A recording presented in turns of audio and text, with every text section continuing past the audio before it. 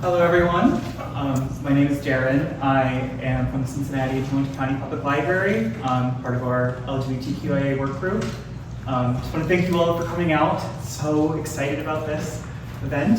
We've been wanting to do it for a very long time, and it's so exciting to finally have it come together. First, I want to thank our community organizations that are tabling with us, Cincinnati Pride, Cincinnati Black Pride, Treehouse, and the League of Women Voters.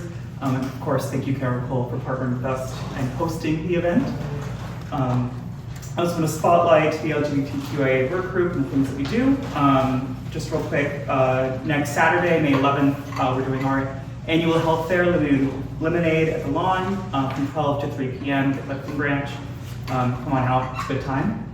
We also have a webpage where we have lots of resources on our CHPL.org, our website. Check that out. Keep an eye out for more events. So yeah, the event at hand. So we wanted to do this to put an emphasis on our history, our rich cultural history, and to emphasize the importance of knowing where we come from and who have come before us. And to also acknowledge the difference in identity, in age, and experience as an opportunity to learn and grow together. So that said, I'll introduce our panelists really quick. We have Adam Riley. He does education, outreach, and testing managing here at Caracole. He's working as an advocate for the HIV positive community for 16 years, and also sits on the Ohio Health Modernization Movement Steering Committee. We have Ron Clemens, my goodness. He is retired after 42 years in social work and education, which includes 27 years as a professor at UC. I say retired because he's currently a board member of the Buckeye Flame, Caracole's program committee, and is program chair of Cincinnati Black Pride. Also is an activist photographer, and has done all of this the entire career as an out black gay man. Truly stand on the shoulders of giants. Charity Hawley, hello. Is currently serving as a member at large for Treehouse Cincinnati, cultivating space and giving voice to growing leaders from the LGBTQ+ community. Jamar Jackson, yes, has worked with local nonprofits for 8 years, has received recognition for his service as an advocate for the HIV positive community, spreading awareness and working to destigmatize the issue in high-risk areas around Cincinnati. And finally, Taylor. Currently a harm reduction coordinator at Caracole and a local artist using research-based collage work to highlight queer and trans ancestors. These are our panelists. Give them a round of applause.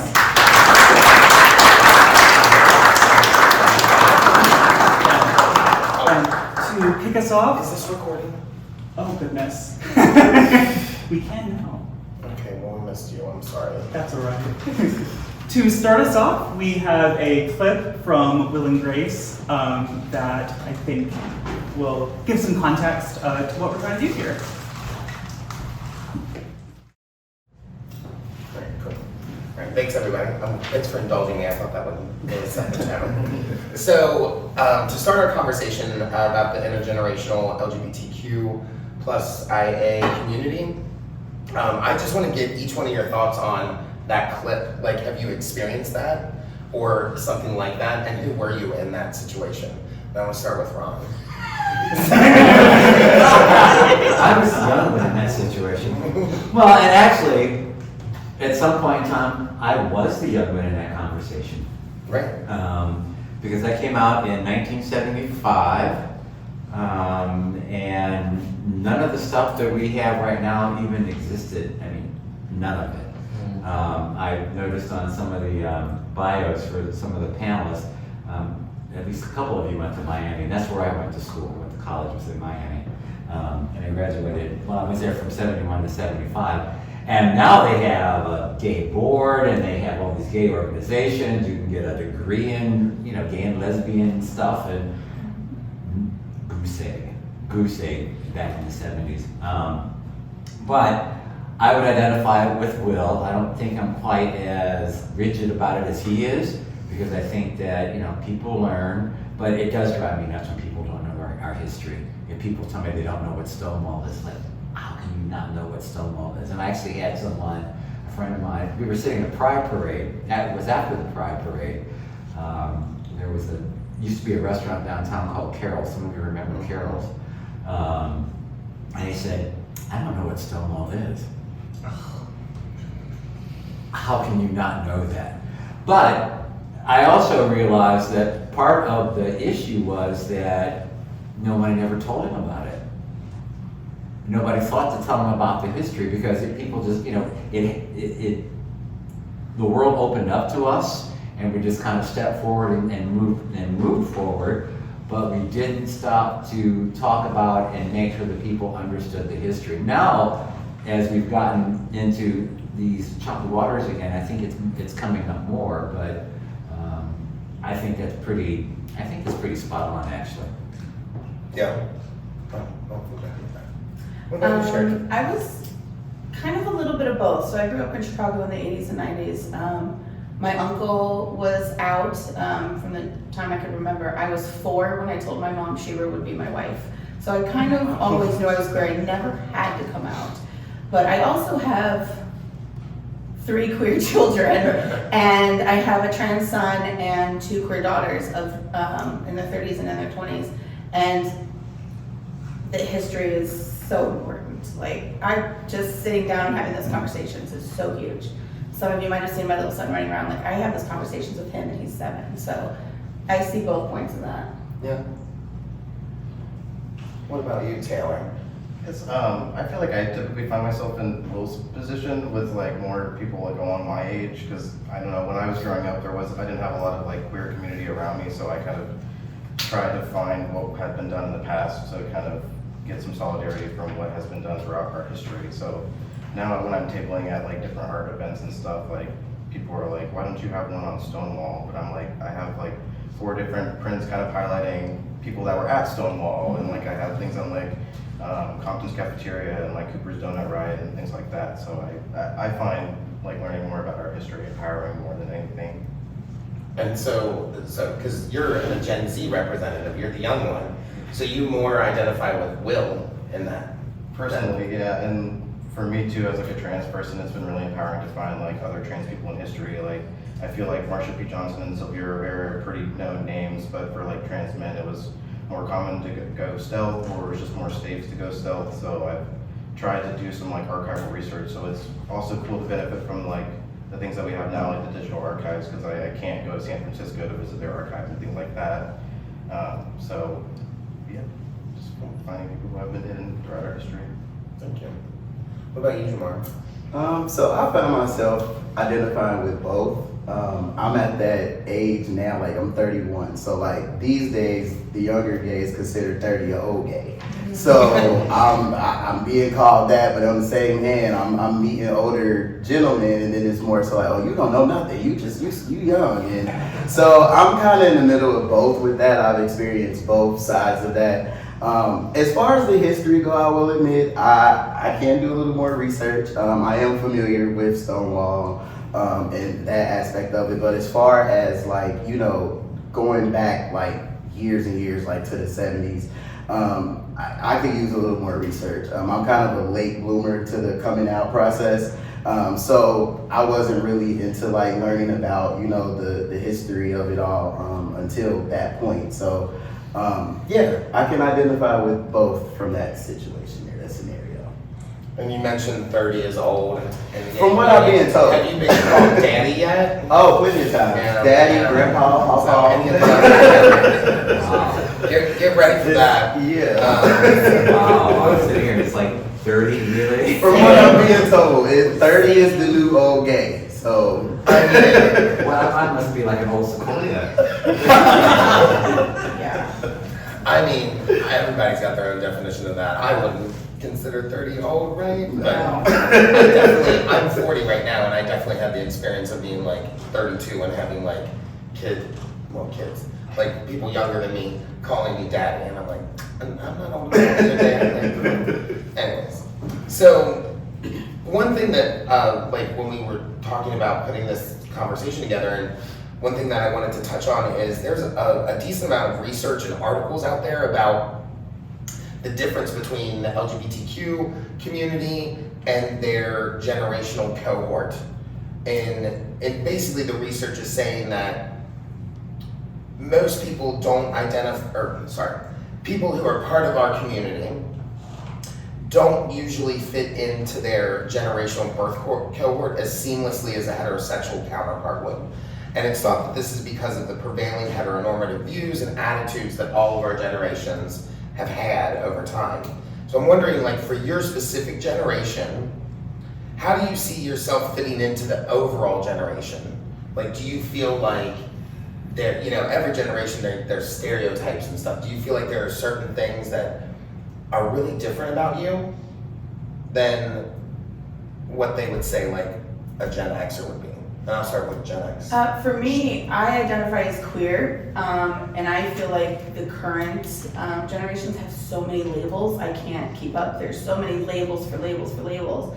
But then I see my daughter who's 17, and she went to prom with a female, and she's like, I don't have a label, I don't need one. So it's a very different thing between Gen X and, like the current generation. I don't even know what they call the 17-year-olds now, to be honest. But Alpha, yeah, Gen Alpha. going from everything has a label to I refuse, my generation is like, we refuse the labels. I'm not sure about how the boomers do, but I know that Gen X is like, we don't want any labels, we don't, we're like the road people. So it's just very different to me to see how, and when I tell people I'm queer, like, well, what does that even mean? I don't need to define that for you. And that's a big difference between some of the generations, is I don't feel like I have to define my queerness to anyone. Yeah. What about you, Ron? Well, in doing these and in talking about this, I think it's really important to point out growing up as a gay black man is a very different experience than the general gay population. And I think that a lot of times that piece is left out when we talk about coming out of the closet. Now, and I've never fit into the heteronormative thing. I mean, I got my ass kicked a lot in high school. And some of it was because I stood out, because I'm kind of outspoken. You'll think I'm bad now. I've calmed down over the years. But in terms of just, I wasn't into sports and just all these things that I was supposed to do. And I grew up in Mansfield, which was at that Mansfield, Ohio, which at that time was an industrial town.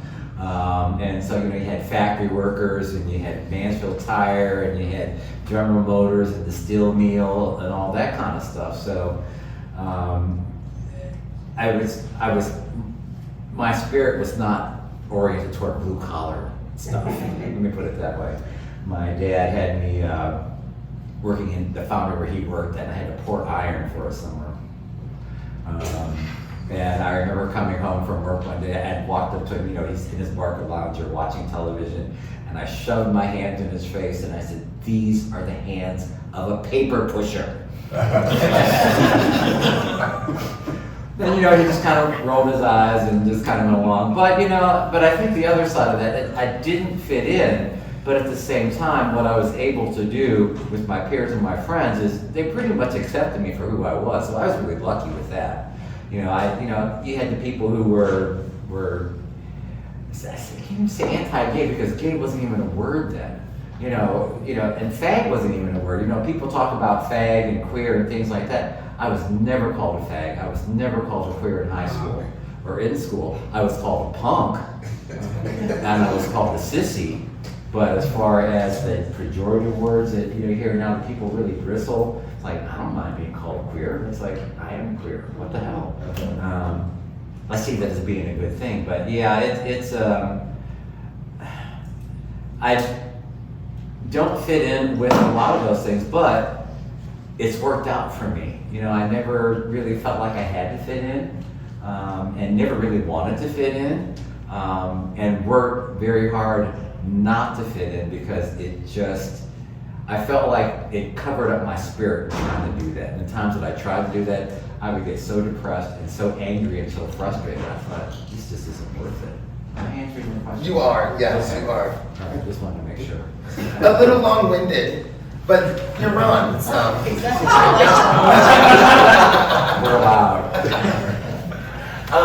Jamar, Yeah. how do you feel about that question? So I think the biggest thing for me in terms of like fitting in with like norms and everything like that, is kind of being told that I had to like choose one or the other, especially like after I came out to my family. If you were to ask me like, you know, my sexuality or anything, you know, I would say that I'm pretty fluid with it. But to be put in a box as being a bisexual man is typically what I get. Or, you know, so you have some people who think like, you know, oh, you can't be bisexual, so if you like a man or do anything with the man, you're just automatically gay. And I used to fight against that so much, but now it's just to the point where it's like, whatever, like, I'm just fluid. I like what I like people, and if it's a connection there, it's a connection there. But the biggest thing that I had to like kind of figure out with that was like, you know, I actually felt like at one point, because I was told so much, it's like, oh, well, you can't like both, you have to pick one, or you can't like one more than the other and be considered, you know, bisexual or whatever. So to me, it was just kind of like, that was the biggest struggle, because I kind of like internalized that and kind of made me feel like, okay, well, let me, you know, try liking these girls and stop thinking about guys, or vice versa. And it just came down to it. It's like, well, when I started dating both, not at the same time, but like, you know, maybe I'll date a girl, didn't work out, go date a guy. I realized that being open about that with potential partners has kind of helped me navigate that a lot, because of course there's always that fear of, you know, this person is gonna automatically assume something about you because you like the same sex or opposite sex. But I haven't really had any bad experiences, I can say. Just being open and honest with people is kind of the thing that's gotten me through trying to process all that. And here I am today, very comfortable and healthy in my sexuality. You are. What about you, Sam? I don't know. I came out, I guess twice. You know, I came out in high school as a butch lesbian, and then I came out as a trans man in college. But that I still came out within that same cohort, so I still kind of feel like I identify within Gen Z. But kind of what both of you were talking about, I feel like some of us have just kind of pushed against labels, and especially for gender, like I feel like, and a lot of my friends, like we've had conversation on this, and some agree and some disagree, but I almost feel like non-binary has become its own like third category. And I'm just like, I don't want to associate with anything. So like, if you ask me my gender, it really just depends how well I know you. Like, I just accept that I didn't like look like a man, and kind of touching on Ron's point, it was interesting to kind of go from being perceived as like a black woman to being perceived as a black queer man today. Talk about that a little bit more, if you don't mind. I don't know, as like a butch lesbian, I feel like, I don't know, I identified as like being stone butch, like when I was in high school, and kind of like carrying yourself like more masculine and like trying to push that so you're perceived a certain way. And like, I think too, working at Caracole has just kind of made me more comfortable in my identity and like the things, I don't know, just how I express myself. And as I've transitioned, I've been able to kind of become more comfortable with how I express myself as well. So it's just kind of like, I'm just here. Thank you. Thanks for sharing that. So I will just say, I think from my experience, it's a little, I really identify with that whole like not being part of like my generational cohort. I think because I had the experience of being in 12 years of Catholic school, and that just like stunted me, I think. And then I got in a lot of trouble. One of the reasons that I feel like I have this mismatch of identities is because I have an uncle who was, he's passed now, but he was much, much older than me, obviously. And he introduced me to like all the classic like gay pop star, like Judy and all of that, like, and that kind of history of things. Not so much the social justice side of things, but more the like cultural side of things. So I've always been like more aware of that and like those kinds of things more than like people my age, which has always made me like as an outlier, I feel like, in that way. So anyways. So you kind of touched on this on the coming out journey and everything. I'm wondering for each of you, your experience of coming out, like just kind of paint a picture of what that was like. And then, like, how did you find community when you first, like, were like, you know, I'm queer, however I identify, and I want to find other people like me, and here's how I'm going to find my community. And you had a real reaction to that, so I'm going to start with you now. Okay. Coming out for me was, well, it was kind of a no-brainer. You know, having been born in the 50s and coming of age in the 60s during the civil rights era, that was the energy that I grew up with. So in terms of the protests, you know, watching the riots on television, you know, watching the lunch counter protests, in the hometown that I grew up in, the church that I went to, the pastor of the church was Martin Luther King's uncle. So Martin Luther King would actually come to Mansfield and give a sermon in our church. So that kind of energy was always a part of my life. You know, my grandmother was part of the NAACP, so they were always signing up people to vote and doing voter registration and, you know, women's rights, and she was a businesswoman, and so all those types of things, that was just the energy that was around me. So, you know, and being, the Black Power movement, all that stuff was happening when I was a teenager. So coming out of the closet, it's like, it was not a big deal to me. The wheels were greased way before I ever came out of the closet. But, you know, when I went to college, you know, again, none of that stuff was there. And so it was somehow we found each other. I mean, I'll tell you a little story that I lived over at Western College, and I was an RA. And I don't want to say I was struggling with coming out. I knew I was gay. I just was going to wait until after college, just because being at Miami in Oxford, Ohio in the 70s, dealing with the whole race thing was much more prevalent than dealing with the gay thing, because Stonewall had just happened in 1969. I was at Miami in 1971, so 3 years later, it hadn't really come to the Midwest yet. So that year, my senior year, I was an RA, and all the boys in this corridor, they were struggling with their sexuality. They would get drunk on Friday and Saturday nights. They would hump each other. I'd find them in bed together. They would be in the showers together. And then on Sunday mornings, they would have these big fights about who's really queer. And I sat there and I thought about it, because, you know, and again, I'm working through this stuff on my own in terms of just my own personal stuff, and not knowing where to go. And I guess to make a long story short, I ended up organizing a talk. There was a organization in Oxford called Together. It was like a counseling organization. So I had a gay man, a bisexual woman, and a straight man come down and talk about sexuality. First time I'd ever done anything like that, and I was really kind of proud of myself, because I thought, well, I'm giving them information, but then I'm also getting information, and nobody knows about me. So there was this whole thing about that. And when I came out of the closet, when I moved to Cincinnati, I mean, I really didn't look back. It was like, graduated in June and October of that year. In fact, one of the people that lived in the corridor that year took me to my first gay bar, which was my officially coming out. Now, granted, I'd been having sex with boys like since I was 8, so it was coming out was kind of a misnomer, but you know, acknowledging that as an adult, and I guess trying to go out and form adult relationships. But in terms of how do you find community, we just found each other. Because there were no signs, you know, the bars didn't have the big neon signs, there were no newspaper advertisements, you know, red lights over the doors. A lot of times was that was it. But we just ended up finding each other. I had queer roommates in college, not knowing that they were queer, but, you know, getting to live together, we found out that we were, you know, our bread was buttered that way, so to speak. So we just found each other. And when I think about this, I always think of this as being much more of for me, it's been much more of a spiritual journey than a sexual journey.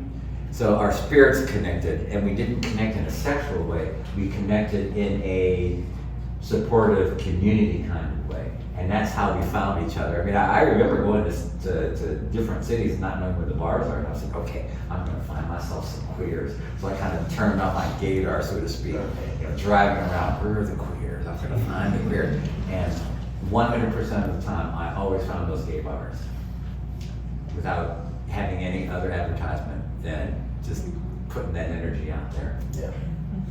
Thank you. I'm gonna go to Taylor next about this. So, coming out, finding community. The first time I came out was when gay marriage was legalized, and I came out on Twitter, which probably shows my age more than anything.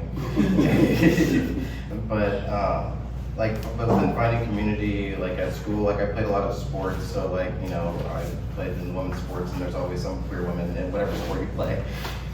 So like I would connect to other folks from different schools, and we would hang out in that way. So I had some type of community, but you know, in college in Oxford, it was definitely different.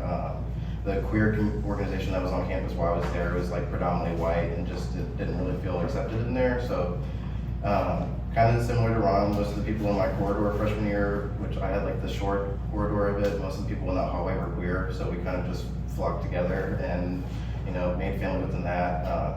My best friend, still to this day, we transitioned together too. So like we kind of have that bond with each other.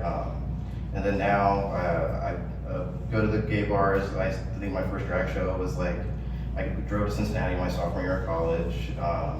Luckily now too in Oxford, they actually have a drag show like once a week at one of the bars. So like that was a nice time to kind of get around other queer students. And I recently started hosting like a support group for trans men and trans masculine individuals. So that's been kind of cool to kind of have like just a room full of guys. And one of the guys that I actually lived with, he's a father. He's like 37 and has been transitioning medically for like almost 15 years. So it was really cool to introduce him to some of my other friends who have only been transitioning maybe for like 1 to 4 years. To kind of learn about kind of the things that he went through to access his care. One of his kids is trans as well, and how he's kind of navigating what Ohio's trying to do with trans care for youth. So yeah, just somehow we ended up flocking together. Yeah, okay. What about you, Sherry? I remember being 4 and seeing She-Ra on TV and telling my mom that I needed to know how 2 white women could make a black baby. That was my question to my mom before. I was like, how do I have babies with She-Ra and they not be white? Like, how does this work? Completely taken aback. My uncle, about 10 years older than me, very out and gay. She was like, go talk to your uncle, because I don't know. My family was very Chicago conservative, but extremely accepting. As Ron was saying, I remember my first gay bar, I was probably 16, and you had to knock on this door that had nothing, and you had to tell them their address. Like, I think it was 1916. And that was the password to get in. And when you went in, you could either go to the women's side or the men's side. And on the men's side, they had strippers. And on the women's side, we just had like a bar. There was nothing else. And then, so I never came out. I just remember saying that to my mom and her being like, oh, maybe sleepovers are gonna look different from you. I remember her saying that to me.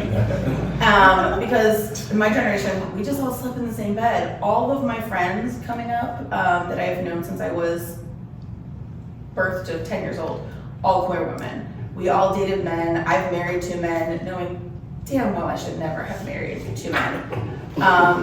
And my family just looking at me like, sure, this is what you want to do? Cheating on them with women and thinking I had to keep that a secret because I wanted a traditional family and I didn't know how that would look as a queer woman.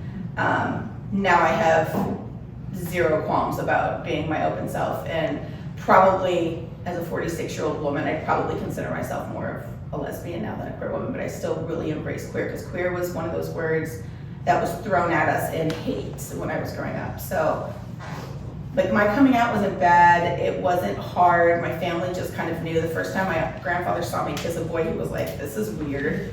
And that was it. Like, it was just never a weird thing. But coming out for my children has looked very different. Like I mentioned, I have a trans son, he's 22.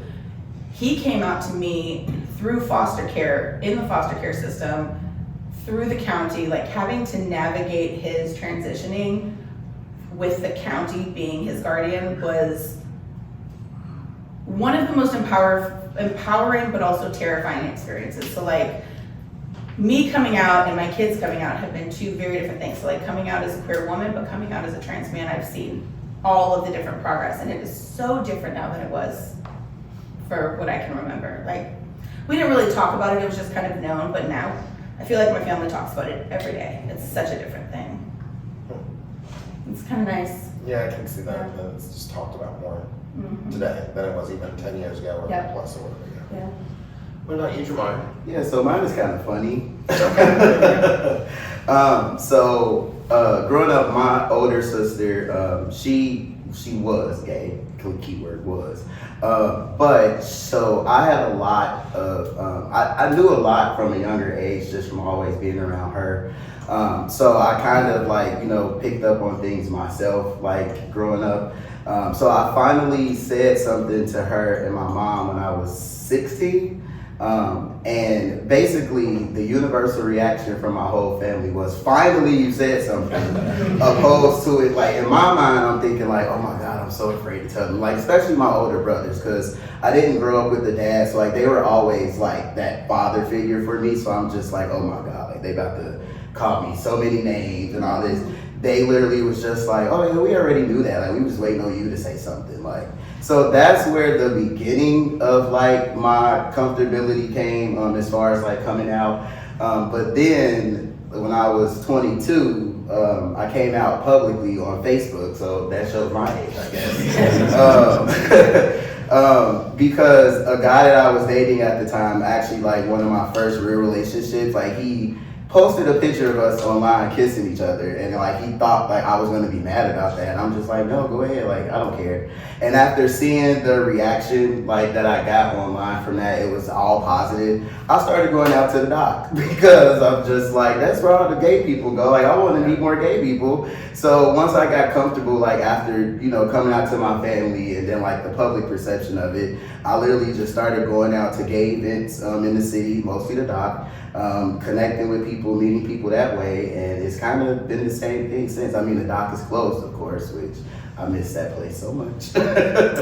But just being intertwined with like gay organizations such as Cincinnati Black Pride and working through Caracole has like got me a lot more comfortable, you know, with the gay community and not being too afraid to like, you know, just meet different people in the community now. So it's going really well. You know, Ralph Corman, the owner of the dock, actually was a Miami grad too. A lot of us here, I guess. Yeah. I just want to, I appreciate what you said about queer, because I identify as queer. And it's because I feel like it's really because that word was used against me so much in my early part of my life. But I would say my coming out was pretty good. Like, my family was pretty cool, except for a handful of people that were, I got called some names by a handful of people, but the best was how I found community, I think. Like, I had no fear. As like a 16-year-old, I would go anywhere, I did not care. And I went to the Pink Pyramid because someone told me that was like a gay bookstore, and I was like, let me check this place out. And I just walked in and went right to the back. The two guys, God, I can't remember their names, Gary and George.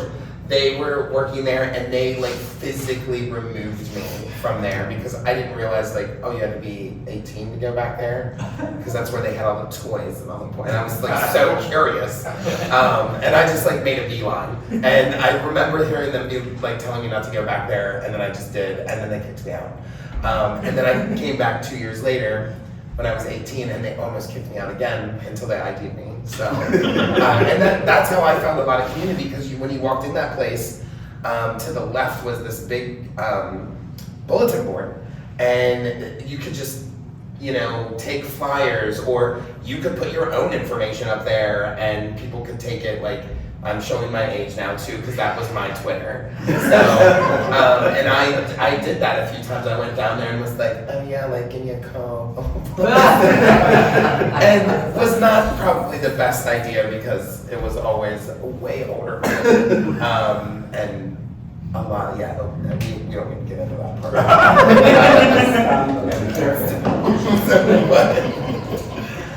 So we are getting close to the break that we're going to have, and then we'll come back to the conversation.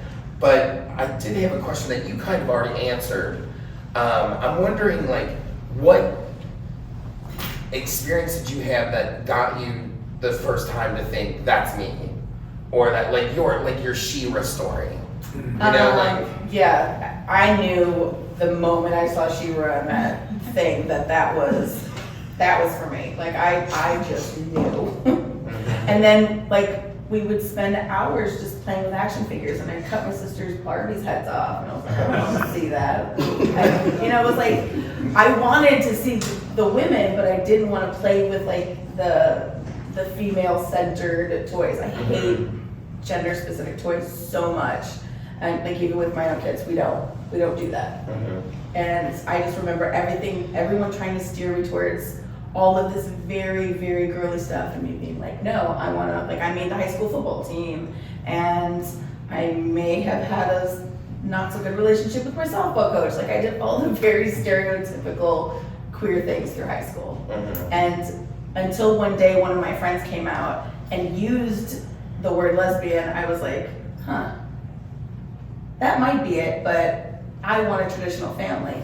And in my generation, it felt like a traditional family was, we just married other men who may or may not be gay.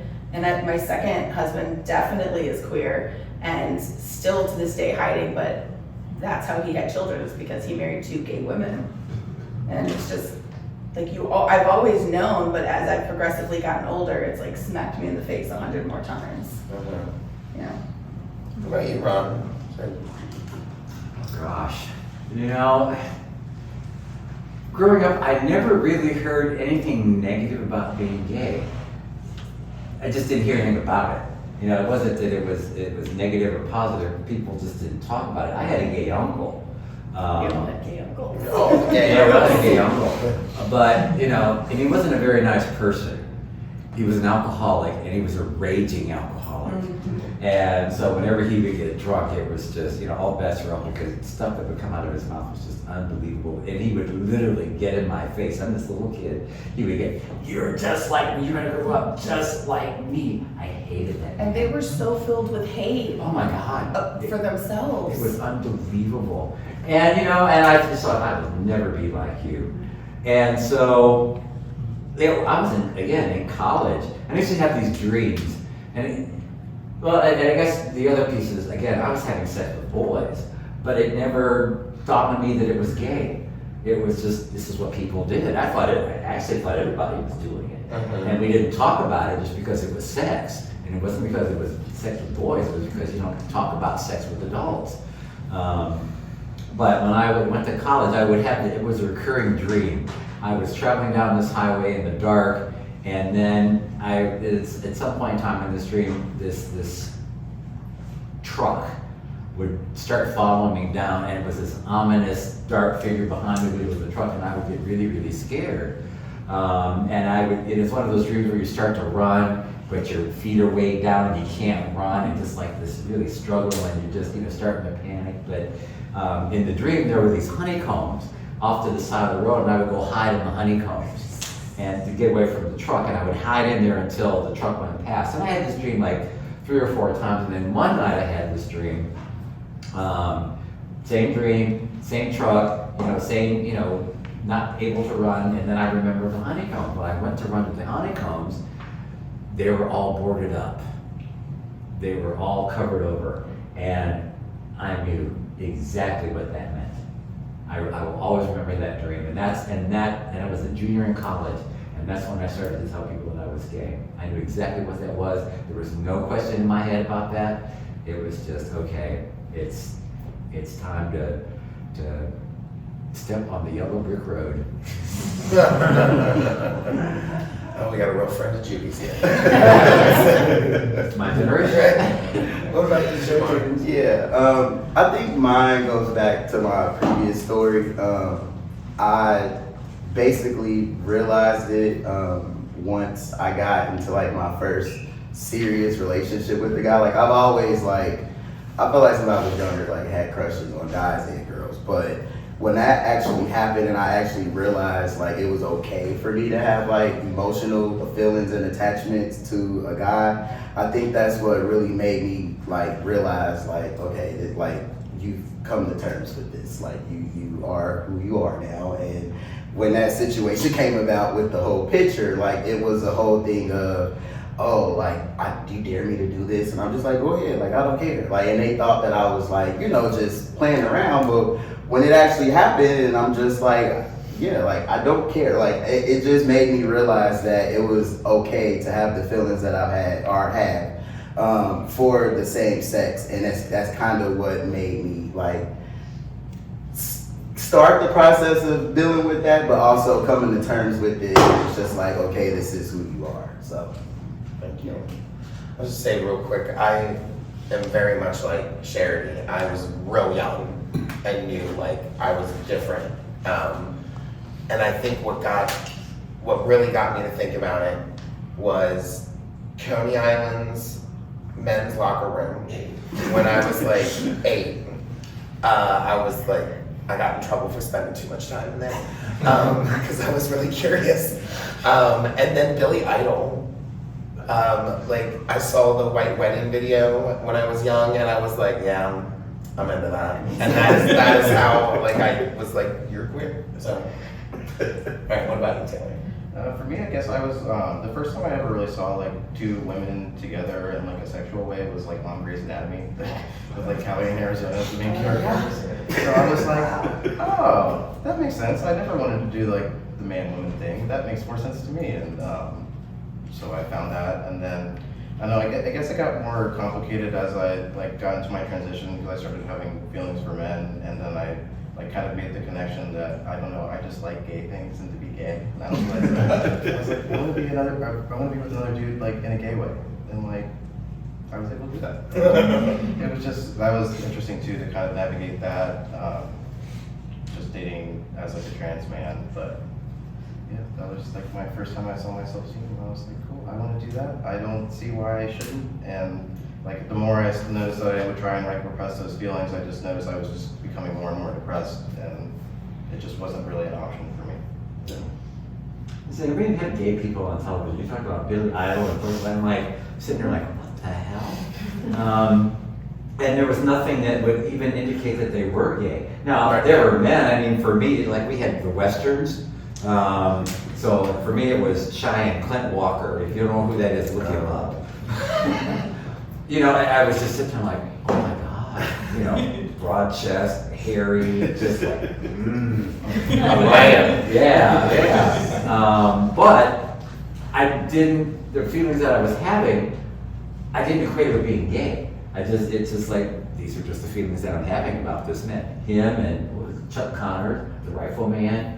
You know, there were, people my age and my generation talking about because they all had younger sons, and they talk and Flipper. Some of you might remember Flipper. They talk about the teenage boy that they had to crush on.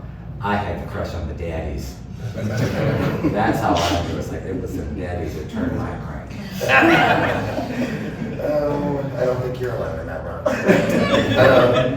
All right. Well, thank you all for this first half of the panel discussion. We are going to take a break until we're 5 minutes behind. So we'll take a 15-minute break until 2:05, and then we'll come back in. There are some refreshments out in the kitchen.